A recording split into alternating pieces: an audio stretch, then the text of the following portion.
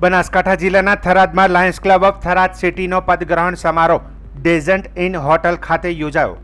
કીર્તિભાઈ આચાર્યએ નવા પ્રમુખ તરીકે કાર્યભાર સંભાળ્યો. Past district governor lion Dharmesh સોનીએ પદગ્રહણ વિધિ સંપન્ન કરાવી.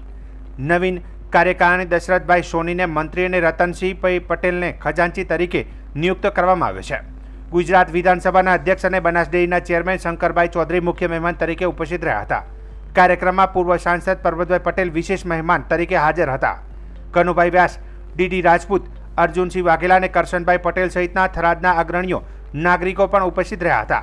લાયન્સ ક્લબ ઇન્ટરનેશનલમાંથી ડિસ્ટ્રિક્ટ સેક્રેટરી વિપુલભાઈ દવે હાજર રહ્યા હતા અને region chairman doctor Pravinsinh Chauhan, zone chairman Gaurav Modi અને પ્રોટોકોલ ઓફિસર નટવરસિંહ ચાવડા પણ કાર્યક્રમમાં જોડાયા હતા. આ કાર્યક્રમમાં લિયો ક્લબ ઓફ થરાદ બોર્ડરના સભ્યોને શપથ લેવડાવવામાં આવ્યા હતા. કાર્યક્રમનું સફળ સંચાલન district officer lion doctor Riteshbhai પ્રજાપતિએ કર્યું હતું.